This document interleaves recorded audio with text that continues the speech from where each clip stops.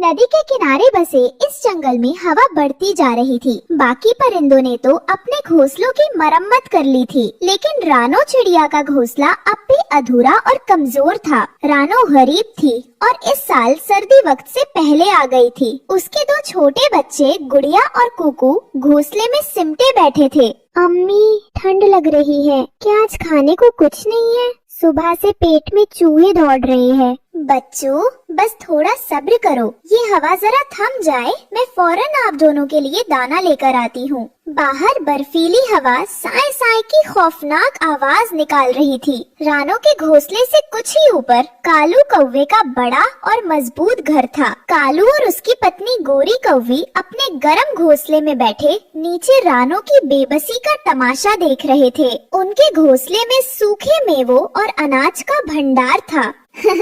अरे सुनिए जी, जरा नीचे तो देखिए, वो रानो कलमुही फिर अपने बच्चों को परों में दबाए बैठी है। लगता है इस सर्दी में तीनों ही जमकर मर जाएंगे।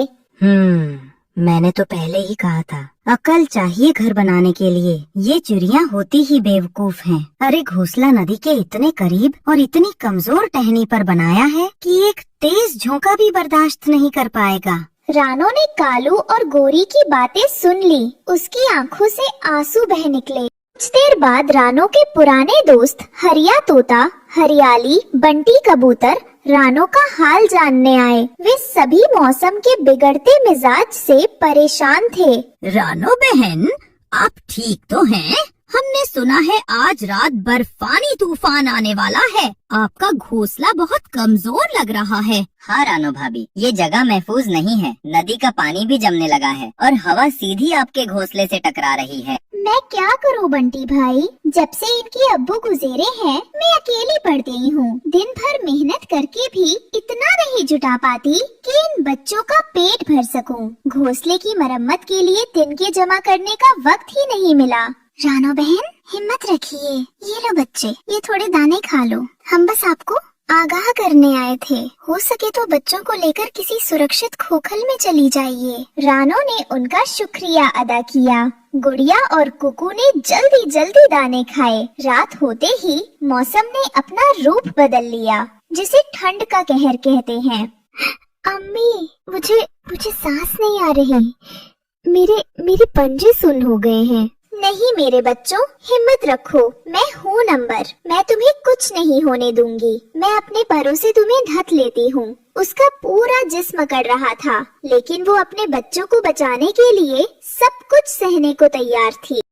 हवा का एक बेहद तेज और बर्फीला झोंका आया, जिससे रानो का घोंसला टूटकर नीचे गिर गया। वो तीनों बर्फ में बिखर गए। रानो फौरन उठी। उसने देखा गुड़िया और कुकू की आंखें ठंड से बंद हो रही थी। गुड़िया, कुकू, आंखें खोलो। नहीं बच्चों, आप सो नहीं सकते। अगर आप सो गए तो फिर कभी नहीं उठोगे।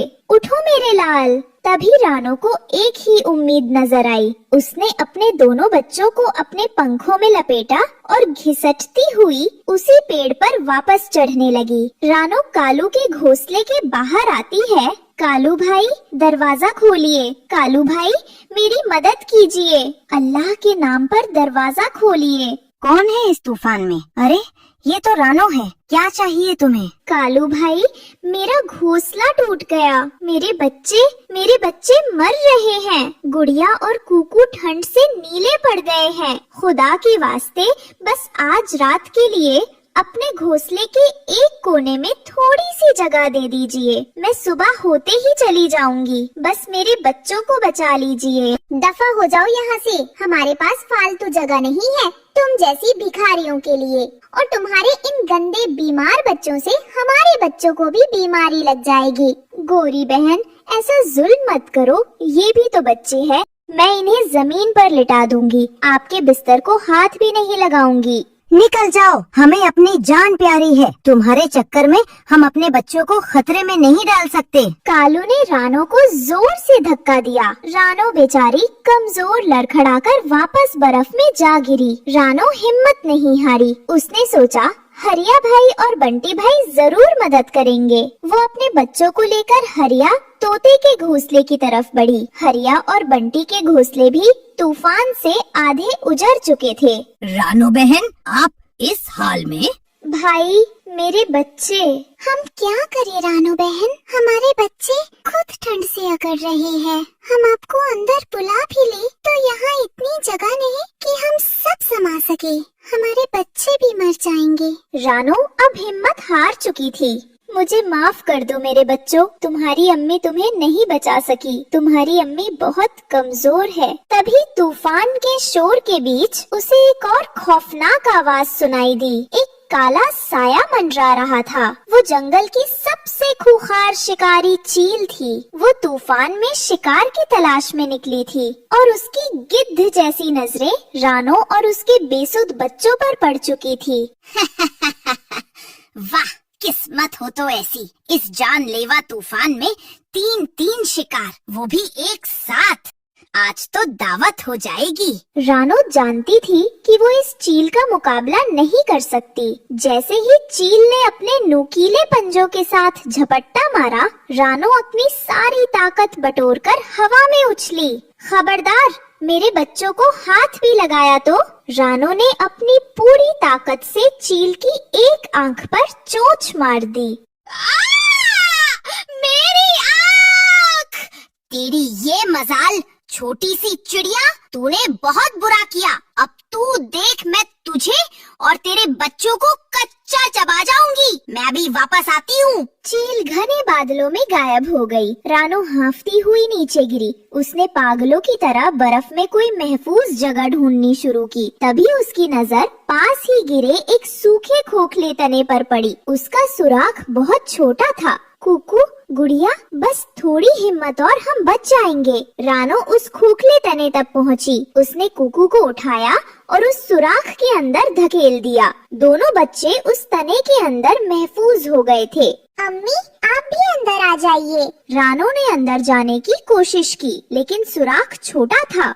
मेरी जान, मैं यही बाहर ठीक हूँ। मैं दरवाजे पर पहरा दे रही हूँ ताकि कोई जंगली जानवर अंदर न आ सके। आप दोनों सो जाओ। रानो का जिस्म बर्फ से अकड़ रहा था।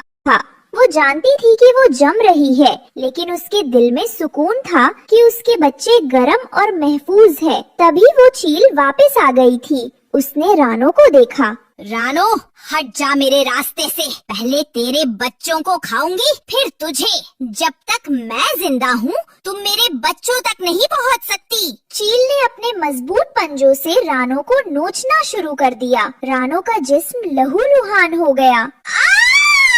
रानो तड़प रही थी, लेकिन उसने सुराख को नहीं छोड़ा। चील गुस्से में पागल हो गई। उसने अपना आखिरी जानलेवा वार किया। रानो की चीख उस बर्फीले तूफान में दबकर रह गई। वो मर चुकी थी, लेकिन मरते हुए भी उसके जिस्म ने उसके बच्चों की जान बचा ली थी। फिर चील हार मानकर जख्मी वहाँ से चली गई। सुबह तूफान थम चुका था। हरिया तोता, हरियाली तोती, बंटी और बबली रानो को ढूंढने निकले। रानो भाभी, आप कहाँ हैं? हाय अल्लाह, इस तूफान में वो बेचारी कहाँ गई होगी। तभी हरिया तोते की नजर उस खोखले तने पर पड़ी।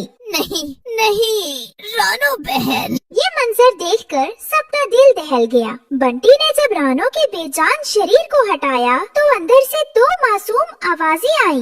अम्मी, क्या सुबह हो। गुड़िया और कुकू, जो अपनी माँ के जिस्म की गर्मी और उस खोखल के सहारे जिंदा बच गए थे, बाहर निकले। उन्होंने देखा कि उनकी माँ बर्फ में खामोश पड़ी है। अम्मी, आपने कहा था आप पहरा दे रही हो। उठो अम्मी, हमें छोड़कर मत जाओ। पूरा जंगल उन 2 यतीम बच्चों की चीखों से गूंज उठा। कालू और गोरी ने भी अपने घोंसले से ये मंजर देखा और शर्मिंदगी से उनकी आंखें झुक गई। हरिया और बंटी ने बच्चों को संभाला, लेकिन वो जानते थे कि दुनिया की कोई चीज उस माँ की कमी पूरी नहीं कर सकती, जिसने अपने बच्चों को जिंदगी देने के लिए अपनी जान कुर्बान कर दी।